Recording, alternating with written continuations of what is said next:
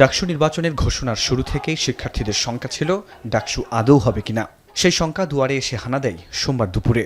রোববার বাম জোটের নেত্রী বিএম ফাহমিদা আলমের করা ঐক্যবদ্ধ শিক্ষার্থী জোট মনোনীত প্যানেলের জিএস প্রার্থী এসএম ফরহাদের প্রার্থিতা চ্যালেঞ্জ করা রিটের রায় হয়। উচ্চ আদালত থেকে ঘোষণা আসে ডাকসু নির্বাচন স্থগিতের। ৯ তারিখে ডাকসু হতে হবে। সেই ডাকসু বন্ধ করার যত ষড়যন্ত্র চক্রান্ত হোক না কেন, ৯ তারিখ ডাকসু হবে, ছাত্র সমাজ রুখে দিবে। এ খবর ছড়িয়ে পড়তেই বিক্ষোভে নামে শিক্ষার্থীরা। হলপাড়া থেকে ডাকসু চত্বর টিএসসি পুরো ক্যাম্পাস জুড়ে নামেন শিক্ষার্থীরা। যে কোনো মূল্যে ৯ সেপ্টেম্বর ডাকসু আদায় করার প্রতিশ্রুতি দেন বিভিন্ন প্যানেলের শিক্ষার্থীরা। ডাকসু বানচালের ষড়যন্ত্র রুখে দেওয়ার হুঁশিয়ারিও দেন ছাত্রনেতারা। স্পষ্টভাবে জানিয়ে দিতে চাই, এই ঢাকা বিশ্ববিদ্যালয়ের মাটিতে আগামী ৯ সেপ্টেম্বর ডাকসু নির্বাচন অনুষ্ঠিত হতেই হবে, হতেই হবে, হতেই হবে।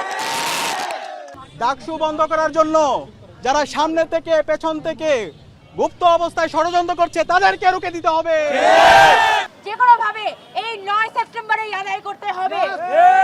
এটা যেমন আমাদের প্রার্থীদের দায়িত্ব, একই সাথে আমাদের ভোটারদেরও দায়িত্ব। জুলাই যেমন আমরা রাজপথে চোখে চোখ রেখে মোকাবেলা করেছি, আজকে আমরা আবার রাজপথে নেমে এসেছি নিজের দাবি আদায়ের জন্য। যদিও কিছু পর খবর আসে চেম্বার আদালত উচ্চ আদালতের রায় স্থগিত করেছে। এ সময় ক্ষুব্ধ শিক্ষার্থী স্বতন্ত্র প্রার্থীরা জানান, ডাকসু নিয়ে সিদ্ধান্ত হাইকোর্ট থেকে নয়, শিক্ষার্থীদের মধ্য থেকে আসবে।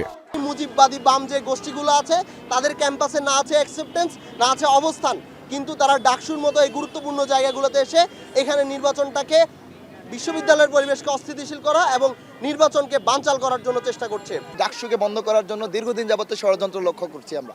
একই সাথে যেটি বলতে চাই যে একজন প্রার্থীর বৈধতা নিয়ে যে রিটটি করা হয়েছিল সেখানে পুরো ডাকসুকে রিলেভেন্ট রাখাটা, এটি আমি মনে করি যে এটি ষড়যন্ত্রের অংশ। আদালত থেকে যখন ডাকসু স্থগিতের খবর ছড়িয়ে পড়েছিল, সেই মুহূর্তে ৩৬ জুলাইয়ের থিমকে সামনে রেখে ডাকসু ভবনের সামনে ৩৬ দফা ইশতেহার ঘোষণা করে ইসলামী ছাত্র শিবির সমর্থিত প্যানেল। পরে রাতে সংবাদ সম্মেলনে জিএস প্রার্থী এসএম ফরহাদ জানান, নির্বাচনকে কেন্দ্র করে নারীর প্রতি বুলিংয়ের প্রতিবাদ এবং অপরাধীদের বিচারের আওতায় আনতে প্রক্টর বরাবর লিখিত দিয়েছে ছাত্র শিবিরের প্যানেল।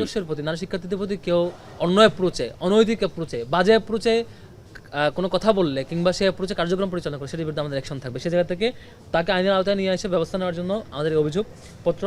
এদিকে রাতে পারস্পরিক কাদা ছোটাছুটি না করে এই মুহূর্তে ঐক্য ধরে রাখার আহ্বান জানান বিশ্ববিদ্যালয়ের উপাচার্য। যথাসময়ে ডাকসু নির্বাচনের পথে এগিয়ে যাওয়ার কথা বলেন তিনি। অবান্তর হালকা কথাবার্তা বললে অসুবিধা হচ্ছে যে অপ্রয়োজনীয় বিতর্ক তৈরি হয় এবং আমাদের এই মুহূর্তে ঐক্য ধরে রাখা একান্ত দরকার। এটি ছাত্রদের দাবি, সেজন্যই সাহস করে গণতন্ত্র চর্চার একটি গুরুত্বপূর্ণ প্রতিষ্ঠানকে সক্রিয়করণে অনেক রকম সীমাবদ্ধতার মধ্যে অংশীদারদেরকে সাথে নিয়ে মাঠে নেমেছি। ডাকসু বানচালের সকল চেষ্টা ঐক্যবদ্ধভাবে প্রতিহত করার ঘোষণা দেয় শিক্ষার্থীরা। ডাকসুর এই পদযাত্রায় ফরহাদ বিন নূর, এখন, ঢাকা।